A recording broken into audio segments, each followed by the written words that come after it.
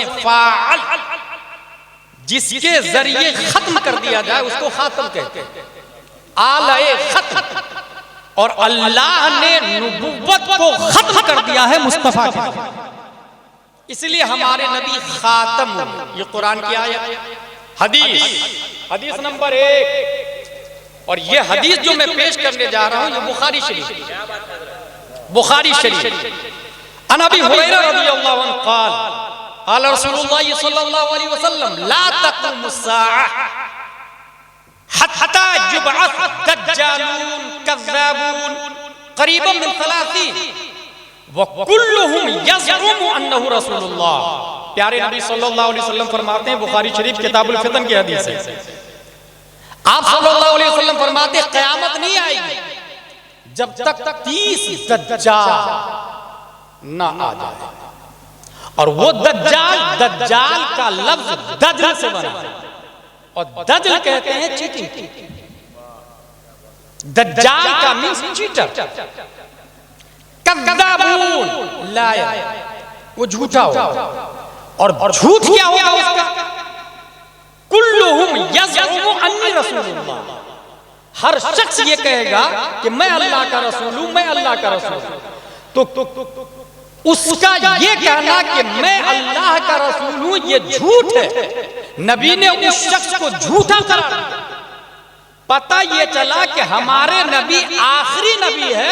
अब नबी के बाद जो भी नबूवत का दावा करेगा इंसान उसे सच्चा मान सकता है, वो वसीम रज़वी होगा, नरसिंहानंद होगा, लेकिन हमारे नबी ने जो कह दिया वो जमीन फट जाए, आसमान हिल जाए, फरमाने मुस्तफा नहीं बदल सकता। नबी ने कह दिया वो झूठा है तो है, क्योंकि हमारे नबी ही क़यामत तक आखिरी नबी बनकर। ये बुखारी की एक हदीस पेश की है, बुखारी की दूसरी हदीस, बल्कि मुस्लिम शरीफ की हदीस पेश करने जा रहा हूं। अन मुहम्मद इब्ने जुबैर इब्ने मुतइम अन अबी अन्न नबी सल्लल्लाहु अलैहि वसल्लम क़ाल अना मुहम्मद व अना अहमद व अना अल-माही अल्लज़ी युमहा बिल कुफ्र व अना अल-हाशिर अल्लज़ी युहशरु अन्नासु अला अक़िबी व अना अल-आक़िब वल आक़िबु अल्लज़ी लैसा बअदहु नबिय्युन।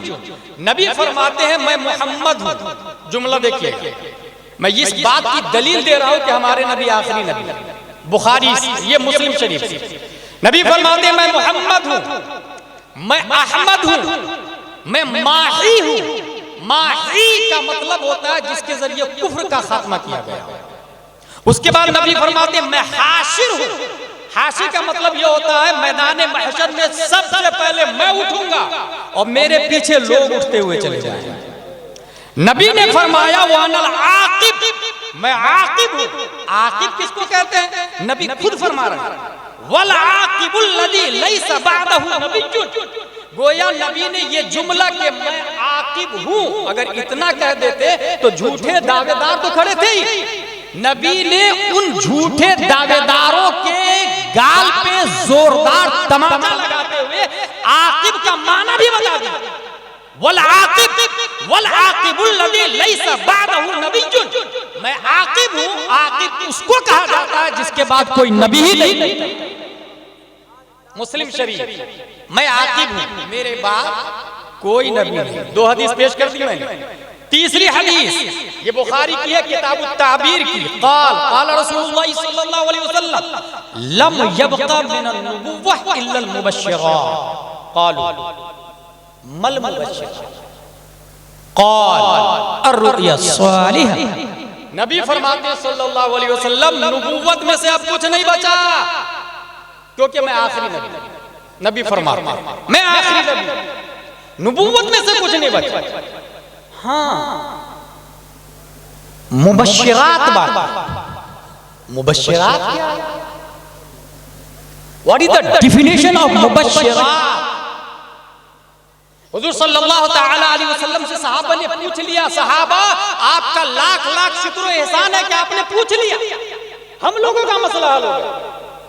नबी से पूछा मा अल मुबश्शिरात? प्यारे मुस्तफा सल्लल्लाहु अलैहि वसल्लम फरमाते हैं अर्रुया सालिहा। नबूवत तो खत्म हो गई है, मैं आखिरी नबी हूं, अब जिब्रील भी नहीं आएंगे, वही का आना बंद हो चुका है।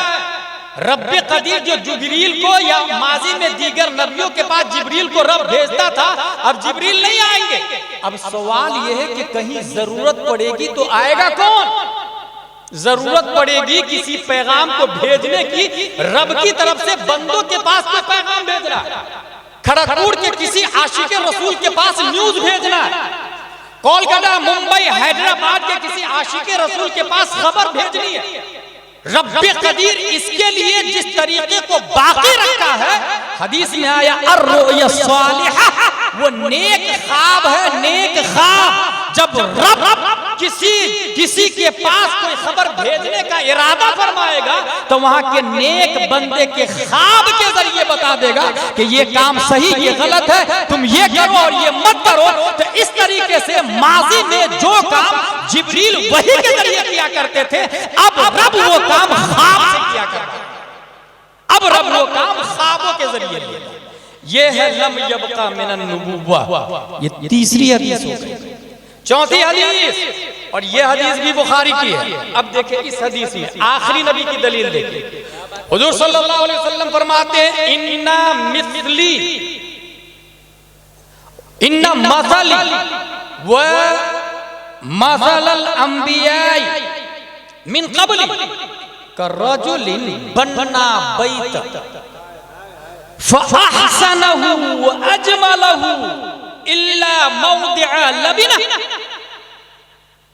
फजअल अन्नास यतूफून व यअजबून लहु व यक़ूलून हल्ला वदिअत हादिहि लबिना हल्ला वदिअत हादिहि लबिना क़ाल अना लबिना व अना खातमुन नबिय्यीन। हुजूर सल्लल्लाहु अलैहि वसल्लम फरमाते हैं, मेरी मिसाल और दूसरे नबियों की मिसाल उस आदमी की तरह है जिसने एक खूबसूरत मकान बनाया और बिल्डिंग ब्लॉक लगाया, ईंट लगाया, ईंट जोड़ के खूबसूरत, इतना खूबसूरत कि रुए जमीन पर उससे ज्यादा खूबसूरत नहीं। लोग उसके गिर्द चक्कर लगा रहे और कह रहे कितना खूबसूरत मकान है, कितना खूबसूरत मकान है, बस एक ईंट की जगह खाली है। और सब देखने वाले ताज्जुब कर रहे हैं, यार ये ईंट क्यों बाकी, ये ईंट कब लगेगी, ये ईंट की जगह क्यों खाली है, ये ईंट की जगह क्यों खाली है। नबी फरमाते हैं वो आखिरी ईंट मैं हूं,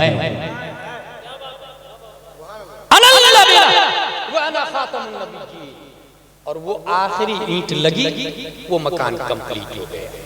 ये भी बुखारी की हदीस है। ये हदीस नंबर 4 बता दिया मैंने। हदीस नंबर 5, हुजूर सल्लल्लाहु तआला अलैहि वसल्लम आखिरी नबी होने की दलील इस हदीस में भी पेश कर रहे हैं। क़ाल कानत बनु इसराईल तसूसुहुमुल अंबिया कुल्लमा हलक नबिय्युन खलफहु नबिय्युन व इन्नहु ला नबिय्य बअदी व सयकुनु खुलफा फयकफुरून क़ालू फमाज़ा तअमुरुना या रसूलल्लाह सल्लल्लाहु अलैहि वसल्लम क़ाल फू बिबैअतिल अव्वल फल अव्वल, फू बिबैअतिल अव्वल फल अव्वल वअतूहुम हक़्क़हुम। बुखारी शरीफ किताबुल अंबिया। हुजूर फरमाते हैं बनी इसराइल के नबियों में सियादत चलती थी, क़यादत चलती थी। एक नबी लीडर है मिन कुल्लिल वजूह, वो सियासी लीडर भी होते थे, मकान के भी लीडर होते थे, मामलात के भी लीडर होते थे, मंडी के भी लीडर होते थे, कानून के भी लीडर होते थे, हर एतबार से वो लीडिंग करते थे। और एक नबी का विसाल होता तो उनकी जगह दूसरे नबी आ गया। नबी फरमाते हैं लेकिन मेरी जो बात है ला नबी बाद, मेरे बाद कोई नबी नहीं, ला नबी बादी का लफ्ज आया, मेरे बाद कोई नबी नहीं। अब निजाम मुस्तफा कैसे आगे बढ़ेगा? माजी में बनी इसराइल में नबी के बाद नबी आके जगह संभालते थे, अब मुस्तफा के मिशन को आगे बढ़ाने के लिए कौन आए? तो नबी फरमाते हैं वसयकुनु खुलफा फयकसुरून, अल्लाह मेरे मिशन को आगे बढ़ाने के लिए खलीफा की कसरत करेगा। नबी के खुलफा, नबी के खलीफा अबू बकर है, उमर है, उस्मान है, यके बाद दीगरे नबी के खलीफा है। यानी मिशन मुस्तफा को आगे बढ़ाने के लिए अल्लाह तबारक व तआला खलीफा को पैदा फरमाए। यहीं से साबित हुआ कि अब नबी के बाद कोई नबी नहीं आएंगे, हमारे नबी आखिरी नबी है। ये मैंने 5वीं हदीस पेश की। अब बुखारी शरीफ की 6वीं हदीस पेश करने जा रहा हूं मैं। बुखारी शरीफ किताबुल अदब, क़ाल हद्दसना इस्माईल क़ुल्तु लिब्न अबी औफ़ा रअयत इब्राहीम इब्न नबी सल्लल्लाहु अलैहि वसल्लम क़ाल माता सग़ीरन वलौ क़ुदी अन यकून बअद मुहम्मदिन सल्लल्लाहु अलैहि वसल्लम नबिय्युन आशा इब्नुहु वलाकिन ला नबिय्य बअदह। सवाल हुआ कि आपने नबी के बेटे इब्राहिम को देखा है? साहबी ने जवाब दिया, हाँ देखा है, बचपन ही में उनका इंतकाल हो चुका था। अगर नबी के बाद, फिर देखिए आखिरी नबी की दलील, अगर नबी के बाद नबी का आना मकदूर होता तो अल्लाह नबी के बेटे को नबी बनाता और जिंदगी देता, मगर नबी के बाद कोई नबी नहीं आना है, इसलिए बचपन ही में उनका बेटा इंतकाल कर गए। इस 6 हदीसों से ये बात साबित हुई कि हमारे नबी आखिरी नबी है, हमारे नबी के बाद कोई नबी पैदा नहीं होगा। यह है ताजदारे खत्म नबूवत का शॉर्ट एंड स्वीट डिफिनेशन। ये मामला चला कहां से, हुआ कैसे, मैं इस सिलसिले में आपको हल्की सी एक झलक बताऊं। 1703 ईस्वी की बात है। 1703 ईस्वी एक इंसान दुनिया में पैदा हुआ, सऊदीया। नबी के बाद दूसरे नबी आ सकते हैं, ये फिक्र कहां से आई वो बताने जा रहा है। 1703 ईस्वी में एक इंसान पैदा हुआ, वो कहां पैदा हुआ, सऊदीया, और नाम क्या था उसका, मोहम्मद बिन अब्दुल वहाब नजदी। इस शख्स ने एक किताब लिखी, किताब का नाम था अत-तौहीद। यहीं से दरवाजा खुला है, देखिएगा नबी के बाद कोई नबी आ सकता है। ये दरवाजा कैसे खुला उसको समझो।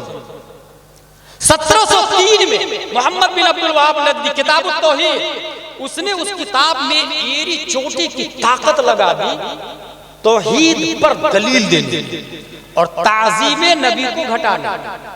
तौहीद पर इतनी दलीलें दी, इतनी दलीलें दी, इतनी दलीलें दी कि उसने ये लिख मारा उस किताब में कि जो या मोहम्मद या अली कहेगा वो मुशरिक है, माज़अल्लाह रब्बिल आलमीन। सब लोग बोले माज़अल्लाह रब्बिल आलमीन। ये तौहीद की दलील दे रहा है या ताज़ीम को शिर्क कह रहा है? इसीलिए आला हजरत ने ये जुमला कहा है, शिर्क ठहरे जिसमें ताज़ीमे हबीब उस बुरे मजहब पे लानत। कब पैदा हुआ ये? 1703 ईस्वी में मोहम्मद बिन अब्दुल वहाब नजदी। 1779 ईस्वी में हिंदुस्तान में मुजफ्फरनगर में एक शख्स पैदा हुआ, उसका नाम था इस्माइल देहलवी। इस्माइल देहलवी। और 1786 ईस्वी में राय बरेली में एक शख्स पैदा हुआ जिसका नाम था सैयद अहमद। सैयद अहमद इस्माइल देहलवी के साथ कफील भाई, सैयद अहमद इस्माइल देहलवी के साथ में सऊदी अरब पहुंचा हज करने के लिए, और वहां उसने वो किताब पढ़ी और तौहीद, और किताब पढ़ने के बाद हिंदुस्तान में एक किताब लिख दी और उसका नाम था तक़वियतुल ईमान। तक़वियतुल ईमान। अब देखिए कैसे रास्ता खुलता है। इस किताब के सफ़ा नंबर 26 पर उसने लिखा, उस शहनशाह से क्या मुराद है? अल्लाह। उस शहनशाह की तो ये शान है कि एक आन में, एक हुक्म कुन से चाहे तो करोड़ों नबी, वली और जिन फरिश्ते, जिब्रील और मोहम्मद सल्लल्लाहु अलैहि वसल्लम की बराबर पैदा कर डाले। सब लोग बोले माज़अल्लाह रब्बिल आलमीन, माज़अल्लाह रब्बिल आलमीन, माज़अल्लाह रब्बिल आलमीन। सब लोग खड़े होकर नारा लगाए, नारा तकबीर। मोहब्बत के साथ साइड हो जाए, अदब और एहतराम के साथ, ताकि अदब का दाम। अल्लाह ताला उनके प्लान को मकबूल करें, अफराद पैदा फरमाए। 120 बीघा जमीन लेकर सुन्नियत की नश्र इशाअत के लिए ये कलकत्ता की धरती पर काम कर रहा है। हमारे लिए फख्र की बात है। गुफ्तगू ये चल रही थी कि ये खत्म नबूवत का मामला हिंदुस्तान में कैसे इंटर किया। बस मुख्तसर गुफ्तगू समाअत कर लें। तमहीद के तौर पर तकरीर हजरत ही की होगी, मैं तमहीद और एक खुतबा के तौर पर हूँ। 1703 ईस्वी में मोहम्मद बिन अब्दुल वहाब नजदी पैदा हुआ और किताब लिखी अत-तौहीद। 1779 में इस्माइल देहलवी मुजफ्फरनगर में पैदा हुआ और 1786 में सैयद अहमद रायबरेली में पैदा हुआ। ये सैयद अहमद और इस्माइल देहलवी ये दोनों हज करने गए, किताब तौहीद देखी और उससे मुतासिर होकर हिंदुस्तान में आके एक किताब लिखी। किताब का नाम है तक़वियतुल ईमान। सफ़ा नंबर 26 पर उसने ये लिखा, उस शहंशाह की तो ये शान है कि एक आन में एक हुक्म कुन से चाहे तो करोड़ों नबी और वली और जिन फिरिश्ता जिब्रील और मोहम्मद की बराबर पैदा कर डाले माज़ल्लाहि रब्बिल आलमीन। सब लोग बोले माज़ल्लाहि रब्बिल आलमीन। जुमले पे गौर करें, क्या लिखा इस्माइल देहलवी ने? मोहम्मद की बराबर। यहीं से खत्म नबूवत का दरवाजा खुलता है कि आखिरी नबी और भी हो सकते हैं, अल्लाह पैदा कर सकता है मोहम्मद की बराबर। आला हज़रत रज़ियल्लाहु अन्हु ने फतावा रज़विया में अक़लन और नक़लन दो दलीलें दी। अक़लन ये दलील दी है कि अगर मोहम्मद की बराबर पैदा हो तो तीन हाथ से खाली नहीं, मोहम्मद से पहले होगा या बाद में होगा या बराबर में पैदा होगा। अगर मोहम्मद से पहले पैदा हो, मोहम्मद से पहले पैदा हो तो वो आखिर नहीं हुआ, मोहम्मद की बराबर नहीं हुआ। मोहम्मद के बाद में पैदा हो अगर तो मोहम्मद आखिर नहीं हुए, और जब मोहम्मद आखिर नहीं हुए तो वो नबी के बराबर नहीं हुआ। और अगर मोहम्मद के बराबर पैदा हो तो जिस तरह आखिर होना अव्वलियत और अव्वलियत की नफी करता है और उसके बाद आखिरियत की नफी करता है, ऐसे ही बराबर में होना ये भी अव्वलियत और आखिरियत की नफी करता है। ये अक़लन दी आला हजरत ने दलील। और उसके बाद जब आला हजरत रज़ियल्लाहु अन्हु ने ये देखा कि ये वहां दरवाजा खोला, अत-तौहीद लिखी मोहम्मद बिन अब्दुल वहाब नजदी ने। इस्माइल देहलवी ने 1779 में तक़वियतुल ईमान लिखा। सैयद अहमद रायबरेली दोनों मिलकर फरोग दिया। जो ही देखा ये मौका है 1786 में, जब ये मौका मिला तो 1835 में एक आदमी पैदा हुआ, उसने कहा मैं नबी हूं। गौर कीजिए, इस्माइल देहलवी ने दरवाजा खोला कि अल्लाह मोहम्मद की बराबर पैदा करता है, कर सकता है। इसने दरवाजा खोला। 1835 में एक आदमी पैदा हो गया जिसको दुनिया गुलाम अहमद कादियानी के नाम से जानती है। उसने ये दावा किया कि मैं अल्लाह का नबी हूं। बस कुफ्र पर मशीयत को जला लाता है। 10 शव्वाल 1272 हिजरी 14 जून 1856 ईस्वी में परवरदिगार आलम ने बरेली की धरती पर अल्लामा नकी अली खां की पीठ से एक बच्चा इमाम अहमद रजा खान के नाम से पैदा फरमाता। उस मर्दे मुजाहिद ने किताब लिखी जज़ाउल्लाहि अदुब्बह बिइबाइही खत्मन नबुव्वह। 100 से 118 हदीसें पेश की है उसने कि हमारे नबी आखिरी नबी है, हमारे नबी के बाद कोई नबी नहीं आ सकता। 118 हदीसें, और वो भी 71 रावी है। 71 रावी में 60 सहाबा रावी है और 11 ताबईन रावी से ये साबित किया लम याते नज़ीरों का फी नज़रिन मिथले तू नसीब पैदा जाना, जगराज के ताज तुरे सरसो है तुझको शहे दूसरा। हमारे नबी आखिरी नबी है, एक आखिरी दलील। डॉक्टर इकबाल ने इस हवाले से लिखा है, निगाहे इश्को मस्ती में वही अव्वल वही आखिर, वही कुरान वही फुरकान वही यासीन वही ता। गौर कीजिएगा, लफ्ज आगे नहीं जाऊंगा। वही कुरान, अल्लामा रोशन ज़मीर साहब कुरान कहा। आला हजरत लिखते हैं ईमान है काले मुस्तफ़ा, कुरान है हाले मुस्तफ़ा। कुरान कहा, मुस्तफ़ा के हाल को आला हजरत ने कुरान कहा। डॉक्टर इकबाल ने नबी को कुरान कहा। हजरत आयशा फरमाती है काना खुल्कुहुल कुरान, नबी का अखलाक कुरान है। ये कहा नबी का अखलाक कुरान है, हमारे नबी आखिरी नबी है, इसकी दलील दे रहा हूं। हजरत आयशा का कहना है नबी का अखलाक कुरान है। अब कुरान बोलता है कुरान, अगर तुम लोग को लगता है मैं अल्लाह की तरफ से नहीं हूं तो मेरी तरह लाके बताओ। गौर कीजिए, कुरान नबी का अखलाक है और कुरान ये कहता है कि अगर तुम लोग को लगता है कि मैं अल्लाह की किताब नहीं हूं तो मेरी तरह लाके बताओ। अच्छा, पूरा कुरान नहीं ला सकते, फातू बिआशर सूरतिन मिस्ली, 10 सूरतें लाके बताओ। अगर ये भी नहीं हो सकता, फातू बिसूरतिन मिस्ली, एक सूरत ला के बताओ। ये भी नहीं हो सकता फलियातु बिहदीस मिस्ली, एक बात ही ला के बताओ। अब गौर करें, आपका अखलाक उसके अखलाक से मिलता जुलता हो, लेकिन आप उससे मिलते जुलते हो, ये कोई जरूरी नहीं। एक इंसान भिखारी को देता है, दूसरा इंसान भी देता है, दोनों का अखलाक सेम है, लेकिन दोनों इंसान सेम हो जाए ये कोई जरूरी नहीं। मगर यहाँ अखलाक मुस्तफा कुरान है, दलील दे रहा हूँ अल्लामा रोशन ज़मीन, अखलाक मुस्तफा कुरान है, और कुरान ने 4 स्टेप में चैलेंज किया है कि मेरी तरह ला के बताओ। नबी का अखलाक बोल रहा है कि मेरी तरह ला के बताओ। पूरा कुरान नहीं तो 10 सूरतें, 10 सूरतें नहीं, एक सूरत नहीं तो एक बार।